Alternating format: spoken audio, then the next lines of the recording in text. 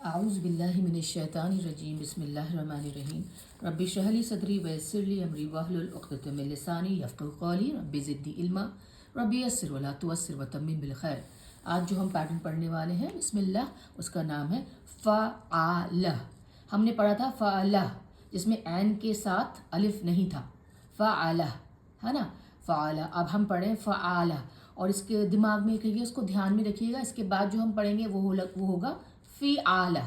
ये फ़ के ऊपर फतह है, उस वाले में फ़ के नीचे कसरा यानी कि ज़ेर होगा। ये ज़बर है, वो ज़ेर होगा। फ़आला फ़ी आला। दोनों का ही मतलब वैसे तो एब्स्ट्रैक्ट ही है, अमूर्त है, जो ना दिखाई दे, ना टच कर सकें, ना अपनी फिजिकल या हाथ पैरों से उसको छू सके। इमोशंस होते हैं, भाव होते हैं, भावनाएं होते हैं बहुत स्ट्रॉन्ग। लेकिन फ़र्क क्या है वो हम देखेंगे। फ़आला पैटर्न पे आने वाले शब्द कुछ होने की काम को या भाव को फ़आला पैटर्न पर प्रयोग किया जाता है। कोई भी काम बुरा होता है ना, ये अमूर्त यानी कि एब्स्ट्रैक्ट कॉन्सेप्ट्स होते हैं, एब्स्ट्रैक्ट अवधारणाएं होती हैं। किसी खास वस्तु, किसी विशिष्ट वस्तु, चीज़ या एग्जाम्पल या उदाहरण से अलग कोई गुण या विशेषता, कोई खासियत ये दिखाते हैं। ये जो जितने भी फ़आल पे जो पैटर्न पे जितने भी शब्द आते हैं वो कोई ना कोई खासियत, अलग तरह की खासियत, कोई ख़ास विशेष है ना, कोई एग्जाम्पल नहीं दिखाते लेकिन खासियत दिखाते हैं। अब देखिए ये फसाहा, फसाहा हमने पता फसी से आया है, फ़ईल पैटर्न पे है फसी, है ना।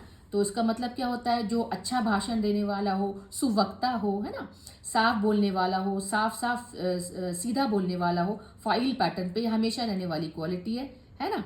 और फसाहत, फसाहत देखिए वो भाव है, वो खासियत है, ये दिखाई नहीं देती लेकिन ये एक ऐसी क्वालिटी है, ये एक ऐसी खासियत है कि जिस इंसान में होती है उसमें उसके बातचीत में शुद्धता होती है, प्योरिटी होती है। वो अपनी बात को साफ साफ पैटर्न पे कह सकता है। ये किसी भी लिटरली या साहित्यिक भाषा में साफ होना दिखाता है ना। दूसरा वर्ड है सलामा। सलामा देखिए सलीम, सालिम, इन सब से आया है। इसका मतलब होता है सही होना, एक पीस में सही सलामत होना, सही होना, सालिम होना, वन पीस में होना, इंटैक्ट होना। और सलामा जो है वो कैफियत है, वो भावना है सही रहने की, सुरक्षित रहने की, सेफ रहने की, कोई कमी के बिना अच्छी सेहत के साथ रहना, हिफाजत, है ना। ये जो है ना, ये पैटर्न सुरक्षित या सेफ होने का भाव दिखा रहा है ना। वो दिखाई नहीं देता हमें सलामा, सलामती, सलामा दिखाई नहीं देता, लेकिन ये एक ऐसी खासियत है, ये देखिए एक खासियत है ना, एक खास तरह की कोई गुण है या खासियत होती है ना। तहारा, तहारा शब्द आया है नेक से, पाक से, है ना। ये तहारा जो है ये पाकी का भाव है, पाकी की फीलिंग है, पाकी का एहसास है ना, इमोशन है, कोई खास गुण या विशेषता है। शजाआ, शजा होता है बहादुरी, हिम्मत, निडरता, है ना, ब्रेवरी जिसे कहते हैं। तो देखिए ये बहुत ही एक गुण है, एक खासियत है, एक अलग तरह की, एक बहुत ही स्पेशल, एक विशेष खासियत है। शजा, बहादुर होना, बहादुरी, बहादुरी दिखाई नहीं देती लेकिन बहादुरी एक खासियत है, एक गुण है, विशेषता है। जलाला, जलाला देखिए जल्ला, जलाला, इसका फ़ाला पैटर्न है जलाला। और जलील इन शब्दों से आया है ना। इसका मतलब होता है महान होना, ग्रेट होना, कोई चीज़ सबसे अलग होना, सबसे जिसे ना जैसे कहते हैं ना। तो इसीलिए जलाला ये शब्द, ये जो वर्ड है, ये शब्द है अल्लाह सुब्हान ताला पे, अल्लाह सुब्हान ताला के लिए इस्तेमाल होता है। जल्ले जलालहू, जलाला वो आलीशान है, वो शानदार है, वो मैजेस्टिक है, सबसे ऊंची शान है, सबसे ऊंचा है, इज्जतदार है ना, कोई उससे ऊंचा नहीं। जलाला खासियत है, विशेष तरह की, एक विशेष है ना। अमाना, अमाना शब्द अमीन से आया है ना। अमाना जो होता है भरोसेमंद हो, विश्वास के काबिल हो, विश्वसनीय जैसे कहते हैं। किसी के पास आप अपना माल रखें, है ना, जमा करें और पूरा यकीन हो कि वो वापस मिलेगा, तो ये ईमानदार, अमीन, ईमानदार, यकीन करने लायक, वफादार। तो अमाना वो खासियत होती है जो अमीन के अंदर होती है, ये परमानेंट खासियत है। अमाना वो चीज़ जो दिखाई ना दे, एब्स्ट्रैक्ट हो, जिसे हम कह सकते हैं कि एक तरह से आपके एब्स्ट्रैक्ट नाउन भी कह सकते हैं ना, भाववाचक संज्ञा। अब देखिए शहादा, शहादा क्या है। शहादा एक तो शहीद होता है कि लड़ाई में, दीन की लड़ाई में, धर्म की लड़ाई में या किसी नेक काम में वो शहीद हो गया, मारा गया अल्लाह की राह में, शहीद। लेकिन शहादा होती है गवाही, है ना। ये चीज़ दिखने वाली, ये खासियत है, ये गवाही है। ये किसी तरह की हम जैसे बयान दें, गवाही दें, साक्षी हों, है ना, एब्स्ट्रैक्ट नाउन है ये। इस्लामिक शपथ हो कि हाँ हमारा अल्लाह एक है और मोहम्मद सल्लल्लाहु अलैहि वसल्लम हमारे रसूल है, ठीक है ना। तो ये प्रमाण पत्र होता है, एक सर्टिफिकेट होता है, ये मान लेना होता है, किसी चीज़ को दिल से स्वीकार कर लेना होता है, वो होती है शहादा। तो कभी कभी जो देखिए ये शहादा और शहीद का सेम ही वर्ड है, लेकिन देखा जाए तो वो भी जो शहीद भी जो हुआ वो भी अल्लाह की राह में हुआ, वो भी गवाही देता हुआ कि अल्लाह एक है और हुज़ूर पाक सल्लल्लाहु अलैहि वसल्लम उनके नबी और रसूल हैं। तो शहादा और शहादा में देखने में लगता है कि ये रूट वर्ड से थोड़ा अलग है, लेकिन क्या होता है ना कहीं मायने जो है ना मिला हुआ होता है। अब देखिए ये शब्द है जमा, है ना। जमा का मतलब क्या होता है, जमात, है ना, मंडली, कोई समूह, कोई सब चीज़, सब लोग मिलके कोई आयोजन करें, कोई ग्रुप बनाएं, कोई कैंप हो, एसोसिएशन हो, है ना। जमा, इसका सिंगुलर होता है जमा, और ये प्लूरल जमा, इसका प्लूरल होता है जमा। एन के साथ आप एक अलिफ लगाएं, है ना, तो जमा हो जाएगा इसका बहुवचन प्लूरल। ये जमा है, सिंगुलर है, ता मरबूता के साथ इसकी आवाज़ हा की जैसी आती है, जमा, ठीक है। स्त्रीलिंग शब्द है, मैंने आपको बताया अरबी शब्द में ज़रूरी नहीं है कि सिर्फ स्त्री और स्त्रीलिंग शब्द में हो या पुरुष ही पुल्लिंग शब्द में हो। टेबल, कुर्सी, कोई भी चीज़ एसोसिएशन, जैसे जमात है, जमात जो होती है, जमा जो होती है, स्त्रीलिंग शब्द है, ठीक है ना। अब आप देखिए अगला शब्द देखिए आप, सहाबा। सहाबा किसे कहते हैं, भाईचारा, मैत्री, है ना, साथ देने वाले। हुजूर पाक सल्लल्लाहु अलैहि वसल्लम के साथ जो उनको फ़ौरन उनकी बात को मानने वाले थे, जो उनके जो क्लोज एसोसिएशन में थे, सहाबा, जो लोग हुजूर के सबसे करीब थे, सहाबा। ये शब्द आया है साहिब से, जो करीब होना होता है, ठीक है ना। तो हमने देखा फ़ाला, हमने देखा फ़ाला। अब ये फ़ा पे ध्यान रखिए, फ़ा पे ज़बर है, अब इसी में ज़रा जेर लगा दें, फ़िआला। ये भी एब्स्ट्रैक्ट नाउन के शब्द हैं, ये भी ना दिखने वाले हैं, ये भी ना छूने वाले हैं, ये भी भावनाएं हैं, इमोशंस हैं, लेकिन ये थोड़ा सा आ जाता है कि यहाँ पे कुछ करने का तरीका, शैली या ढंग या कला या किस कुशलता के साथ, किस आप उसके साथ की किस खासियत के साथ आप कोई काम कर रहे हैं, यहाँ पे फ़िआला पैटर्न वो आता है, ठीक है ना। अब देखिए खब्ज होता है रोटी, खेबाजा होता है रोटी बनाने वाला, सेकने वाला, है ना, इसे कहते हैं बेकर, बेकिंग। अब देखिए ये प्रोसेस है, तरीका है। एक तरह से रोटी बनाने का भी एक तरीका होता है, आटा गूंदो, पानी डालो, उसमें तरह तरह के उसमें इंग्रेडिएंट्स डालो, सामान डालो, फिर उसको मतलब आप तंदूर को गर्म करो, तो खेबाजा। तो जिस तरीके से बनाने की कोई शैली, कला और कुशलता, किस तरीके से ढंग होता है, वो खेबाजा में होता है। अब तबाखा, तबाखा किसे कहते हैं, खाना पकाना, है ना, उबालना, गर्म करना, ये प्रोसेस होता है प्रॉपर एक इसमें, है ना, एक खास तरीके का इसमें जटिलता होती है, कुछ करने की काम होता है, आमतौर पर किसी न किसी स्तर पे कुछ इसमें जटिलता आती है। जटिलता मतलब कॉम्प्लेक्सिटी, कॉम्प्लेक्स कोई चीज़, प्रोसेस इन्वॉल्व होता है ना, फौरन ये काम नहीं हो गया, अब यहाँ पे हम बैठे उठ के खड़े हो गए तो फौरन काम हो गया, लेकिन खाना बनाने में एक प्रोसेस इस्तेमाल होता है। और जो कुक बनाने वाला होता है, तिबाखा यानी कि शेफ होता है, कुक होता है, वो पाक कला में माहिर होता है, खाना पकाने में। तिजारा होता है व्यापार, ताजिर होता है व्यापार करने वाला, खरीदने वाला, बेचने वाला। तिजारा में भी देखिए बड़ा ही जटिल काम होता है, कॉम्प्लेक्स काम होता है इसमें, है ना। एक तरीका और एक ढंग और शैली होती है, किस कुशलता के साथ, किस ईमानदारी के साथ क्या आप बोल रहे हैं, बेचने खरीदने में वो कुशलता होती है, किस तरीके से आप अपना सामान किसी को बेच रहे हैं, तो तिजारा में वो चीज़ इस्तेमाल होती है, कुशलता, है ना, आपकी जो खासियत है। तो ये एक प्रोसेस है, तिजारा, खरीदना, बेचना, व्यापार करना, ठीक है। हिजामा तो आप जानते हैं, हम लोग इस्लाम में हुजूर पाक सल्लल्लाहु अलैहि वसल्लम ने इसकी बहुत अहमियत दी है। बदन के हिस्से में कप लगाइए, कपिंग जिसे कहते हैं, और गंदा खून बाहर निकालिए ताकि आपकी अच्छे खून की रवानगी बनी रहे।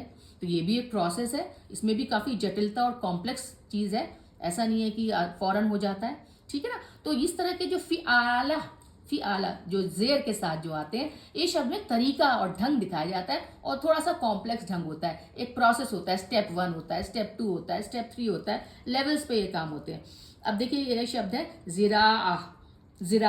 अब ज़िरा शब्द आया है, ज़रा से आया है, ज़रा का मतलब उसने बोया था, कोई बीज बोया ज़मीन में, है ना, प्लांट किया, तो ज़िराअह उस प्रोसेस से आया। अब ज़िरा क्या होता है, जटिल एक कॉम्प्लेक्स काम है भाई, ज़मीन में हल जोतना, बीज डालना, पानी डालना, खेती बाड़ी करना, एग्रीकल्चर करना, है ना, कृषि करना, इस पूरी प्रक्रिया में, पूरे प्रोसेस में बहुत जटिलता है ना, बहुत कॉम्प्लेक्सिटी है। तो फ़िआला पैटर्न पे आने वाले शब्द एक प्रोसेस के साथ, एक है ना प्रक्रिया के साथ होकर गुजरते हैं। ये देखिए सियाका किसे कहते हैं, सियाका कहते हैं ड्राइविंग करना, शॉफरिंग, भाई गाड़ी चलाना है, बहुत ध्यान से चलाना होता है, एक्सीडेंट नहीं हो, पैडल मारना होता है, ब्रेक्स लगाने होते हैं, एक्सीडेंट, तो एक तरह का प्रोसेस इन्वॉल्व है, प्रक्रिया इन्वॉल्व है सियाका में, ठीक है ना।